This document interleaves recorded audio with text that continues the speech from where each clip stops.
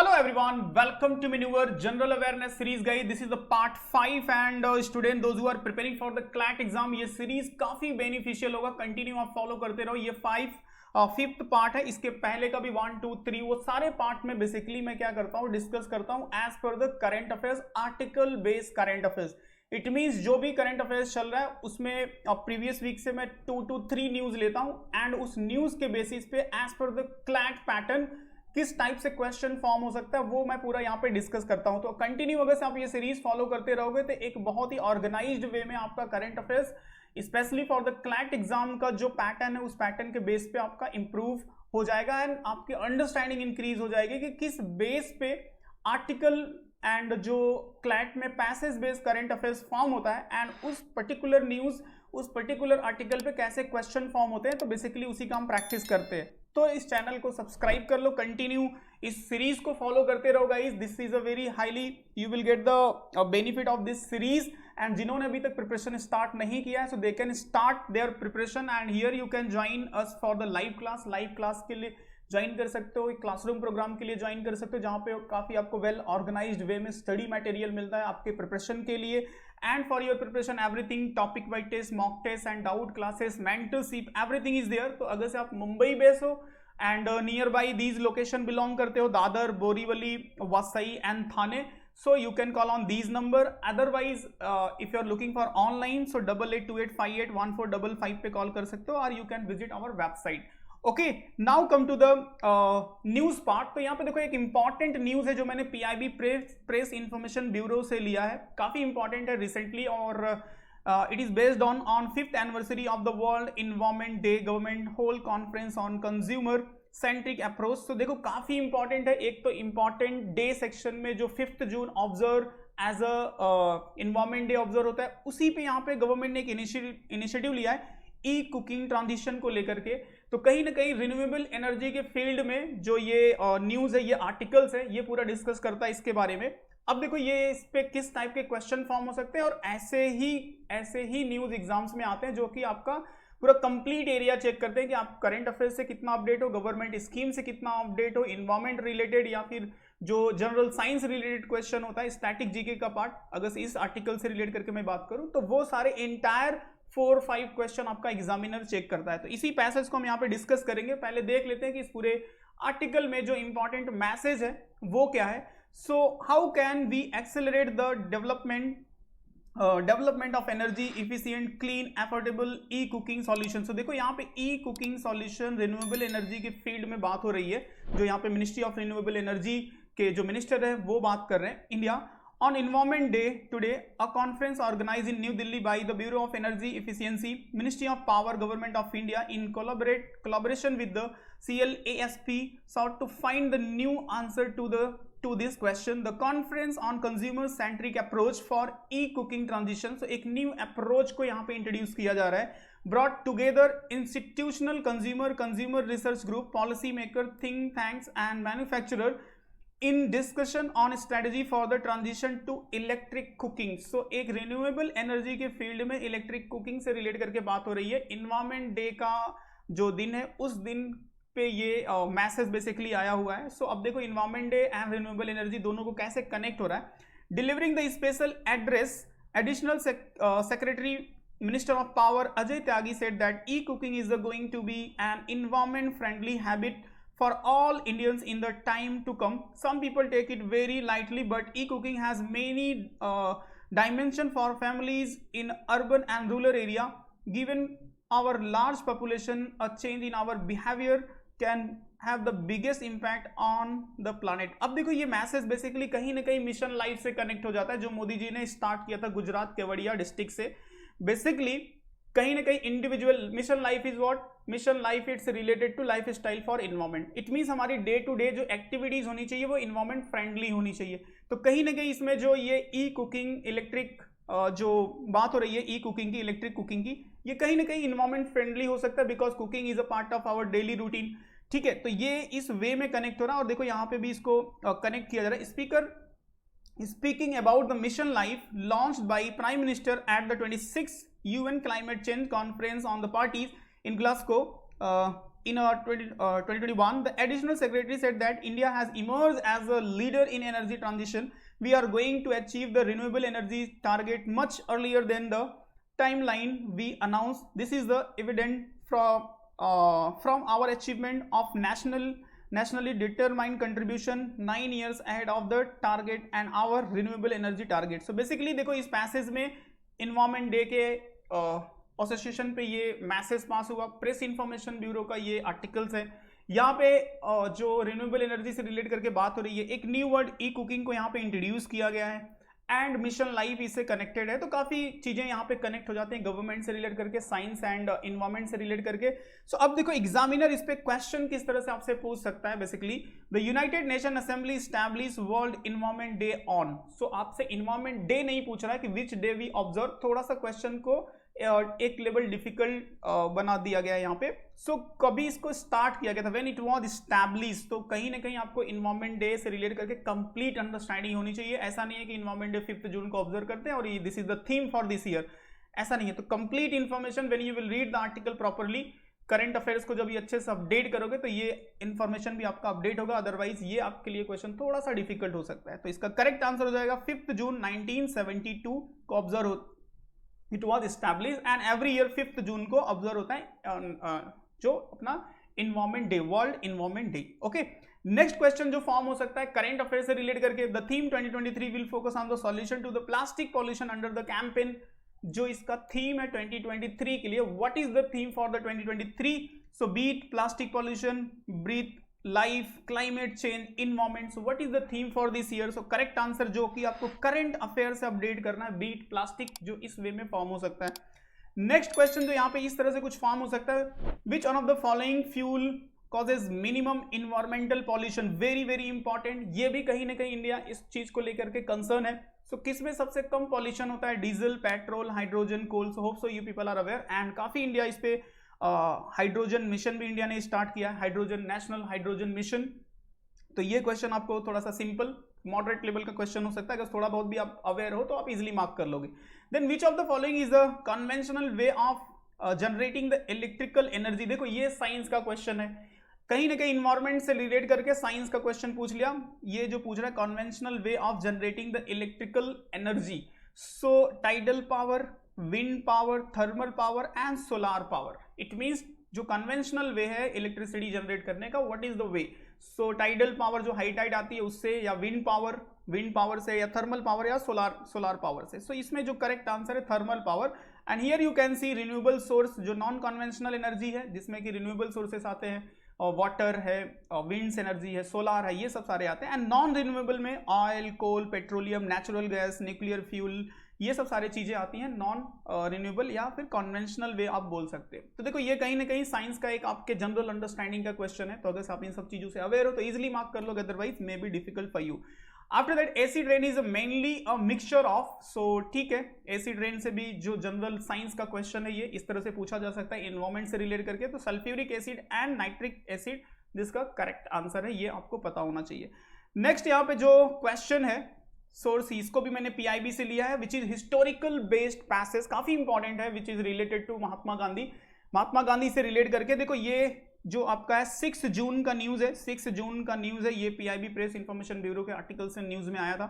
So Indian navy to commemorate the 130 anniversary of the Gandhi ji Satyagraha, the place where it's begin. Okay, तो यहाँ पे ये जो न्यूज है basically India and South Africa के रिलेशन को लेकर के है। पूरा अगर पैसेज आप रीड करोगे तो चलो पैसेज को देख लेते हैं एक बार, क्या दिया है प्रेस इंफॉर्मेशन ब्यूरो ने इस आर्टिकल में, इस न्यूज में, विच वॉज रिलीज ऑन 6 जून। तो हम ऐसे वीक वाइज जो इंपॉर्टेंट न्यूज है और आपके एग्जाम ओरिएंटेड हो, जैसे मैंने एक इन्वायरमेंट डे ले लिया जिसमें सारी चीजें इंक्लूड हो गई, ये हिस्टोरिकल पैसेज है, काफी इंपॉर्टेंट है, हिस्टोरिकल बेस्ड। और इसके बाद जो नेक्स्ट पैसेज देखेंगे that will be based on past year paper, जो पिछले साल क्वेश्चन आया हुआ है वो उसको हम देखेंगे। तो हम करंट अफेयर्स और पिछले पास्ट ईयर को भी कनेक्ट करके पूरे एकदम जो नेचर है way of asking question in CLAT exam वो आपका अपडेट हो जाएगा। तो ये बेसिकली ये सेशन आपको आइडिया देगा कि कैसे आपको करंट अफेयर्स रीड करना है, किस टाइप के क्वेश्चन इस पे फॉर्म होते हैं। ठीक है, तो कंटिन्यू फॉलो करते रहना। The Indian navy will participate in commemorative event to mark the 130 years of the start of struggle against apartheid at Pietermaritzburg railway station near Durban. INS Trishul, frontline worship of the Indian Navy, is visiting Durban from 6 to 9 June 2023, commemorate the 130th anniversary of 7th June 1893 incident at Pietermaritzburg railway station, as also 30 years of re-establishment of the diplomatic relation between India and South Africa. तो देखो ये इस तरह से news हो गया Martin Petersburg. अब ये इवेंट क्या था वो देख लो महात्मा गांधी से रिलेट करके. Mahatma Gandhi had arrived in Durban, South Africa in 1893 to serve a legal counsel to the merchant Dada Abdullah. On 7 June 1893, during the trip to Pretoria in Transvaal, he first arrived at Pietermaritzburg station. Gandhiji, who was seated in the first class compartment after having the purchased a ticket, was evicted from the compartment at behest of Europeans, since as per him coolies and non-whites were not permitted in first class compartments. So Gandhi ji को basically उठा के वहां से फेंक दिया गया. The incident is considered to be trigger which led the Gandhiji fight against racial oppressions and to the birth of सत्याग्रह. तो यहीं से बेसिकली एक सत्याग्रह की स्टार्ट होता है गांधी जी के एक माइंड में जो ये उन्होंने फेस किया.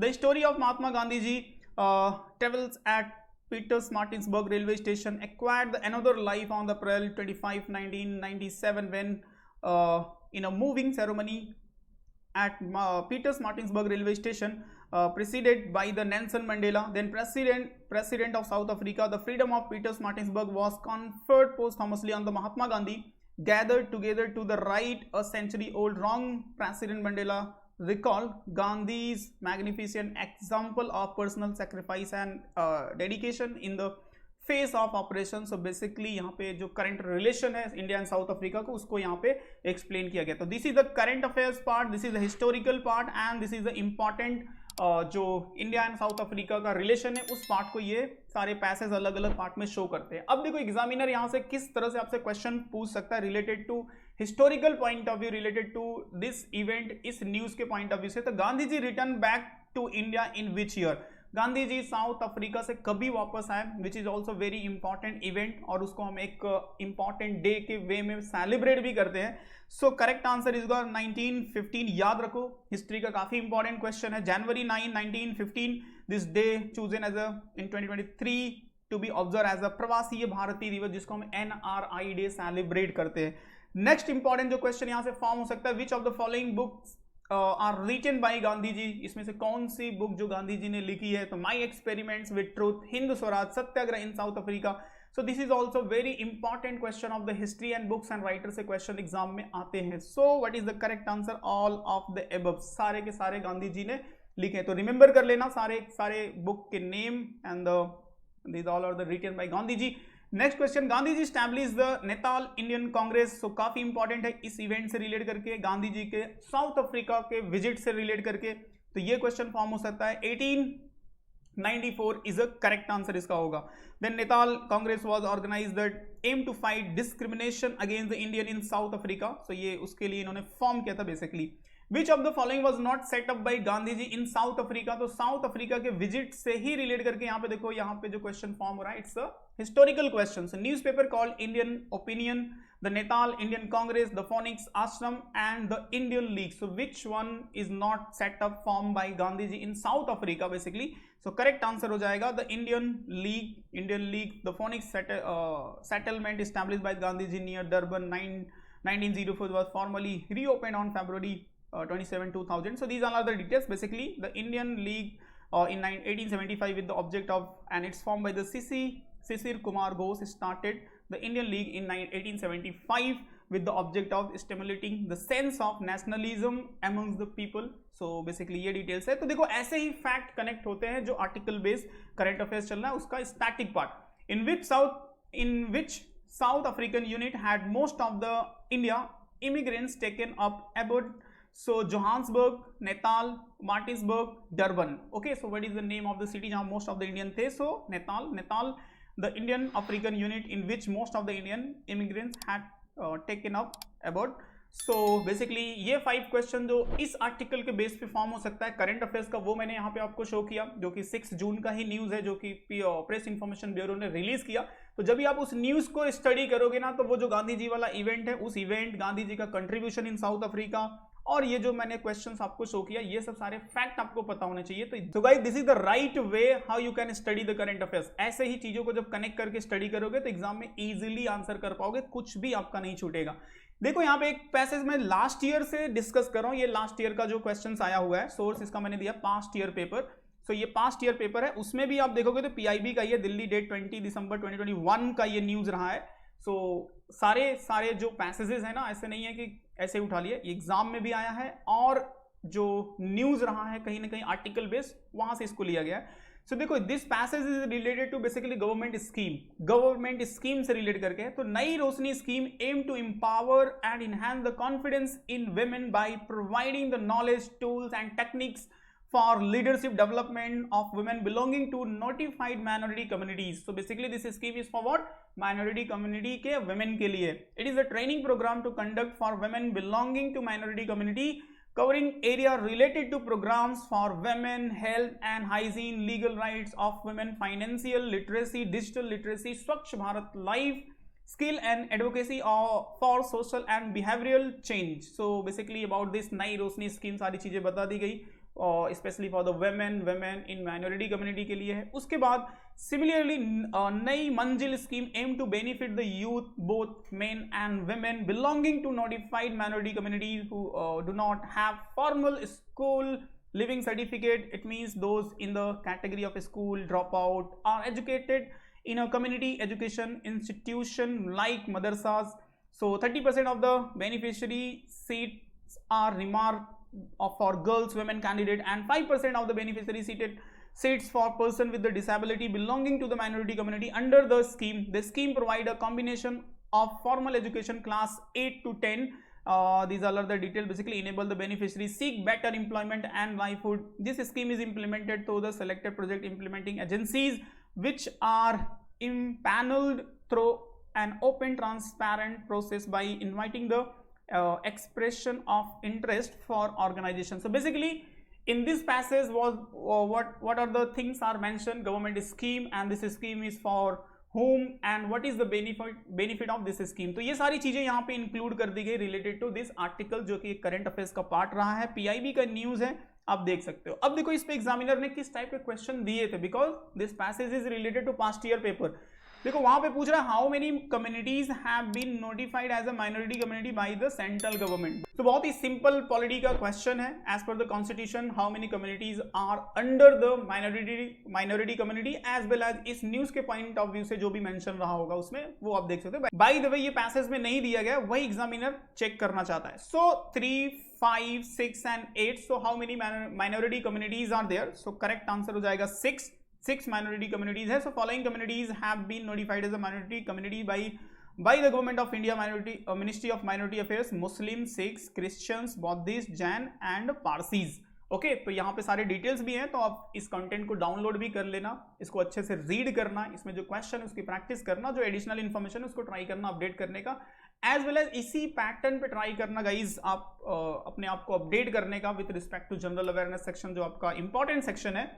Which among the following pairs of scheme and beneficiary is incorrectly matched? Basically यहाँ पे एग्जामिनर आपसे चेक कर रहा है कि आप इस स्कीम के बारे में कितना अवेयर हो, कितना डिटेल में आपने अच्छे से स्टडी किया है।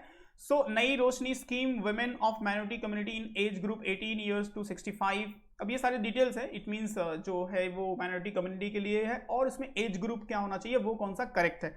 सो करेक्ट है Nai Manzil scheme women minority community to age group 17 से लेके 65 ईयर के जो एज ग्रुप है उनके लिए बेसिकली ये स्कीम है। ओके तो ये पूरा डिटेल्स है, थोड़ा सा पॉज करके आप चाहो तो रीड भी कर सकते हो। नेक्स्ट यहाँ पे which among the following statement is incorrect about the ministry of minority affairs. So ministry of minority affairs से रिलेट करके ये करंट अफेयर्स का क्वेश्चन पूछ लिया। It was created on 29 January 2006। It was curve out of Ministry of Social Justice and Empowerment. Najma Hepatullah is the Union Minister of Minority Affairs as in 2022. देखो अगर current affairs आप update हो तो बहुत easily इसी statement से आप eliminate कर लोगे, क्योंकि नजमा हेपतुल्ला जो माइनॉरिटी मिनिस्टर थी वो एनडीए के फर्स्ट गवर्नमेंट में थी। एनडीए का जो फर्स्ट गवर्नमेंट था, मोदी जी का फर्स्ट गवर्नमेंट, इट मींस 2014 से लेके 2019 वाला जो फेज था ना, उसमें ये माइनॉरिटी मिनिस्ट्री हैंडल करती थी। बट जो आफ्टर 2019 के बाद जो सेकेंड मोदी गवर्नमेंट बनी उसमें ये नहीं थे मिनिस्टर। ओके, तो इसी के बेस पे आप आइडेंटिफाई कर सकते हो कि ये वाला जो पार्ट है ना, this is the incorrect part है। ओके, तो इसी तरह से थोड़ा सा अपडेट रहना चाहिए related to ministry, government scheme, policies, whatever is the part of current affairs. Who among the following are not one of the minority communities in the country as notified by the central government? अब देखो यहाँ पे भी simple सा question पूछ लिया, कौन सी इसमें से माइनॉरिटी कम्युनिटी नहीं है as per the central government जो आइडेंटिफाई किया गया है? सो मुस्लिम्स है, सिख है, क्रिश्चियन है, जेउस नहीं है, इंडिया में इनको माइनॉरिटी नहीं मिला है। और जो सिक्स थे वो मैंने बता दिया, सिख एंड पारसीज, वो उसको आप कर लोगे। देखो यहाँ पे मुस्लिम, सिख, क्रिश्चियन, बौद्ध and Sikh and Parsi. Okay, so these are the six community which are under the minority community in India. Okay, so इस वे में अगर अपडेट करोगे तो काफी राइट वे में आपका अपडेट हो जाएगा। General awareness section as article base और करंट अफेयर से कनेक्ट करके भी, and which type of the possible question will come in your exam. So इसी वे में से गाइज आपको स्टडी करना है एंड फॉर द 2024 एंड 2025 के लिए सीरियसली प्लान कर रहे हो। So here I will suggest कि वेल ऑर्गेनाइज्ड वे में यहाँ पे प्रिपरेशन होता है। You can join us for the online and offline के लिए ज्वाइन कर सकते हो। ऑनलाइन में जिसमें लाइव लेक्चर्स मिलते हैं एंड ऑफलाइन में जिसमें क्लासरूम प्रोग्राम मिलता है। Expert faculty will guide you किस वे में आपको प्रिपेयर करना है for all subject, and you will get the best study material for your preparation. So for any doubt and query for classroom, you can call on these number, and for online you can call on this number 88285814, and don't forget to subscribe guys and continue इस series को follow करते रहो, you will get the benefit and continue. I will update you current affairs based passage and related question की हम practice करेंगे इस session में। So continue updates के लिए subscribe कर लो and you can follow us on social media, and after that कोई भी doubt हो, कोई query हो, so please ask in comments, so definitely I will reply, and if you have any suggestions so you can also mention there. Okay, so see you in next part. Jai Hind.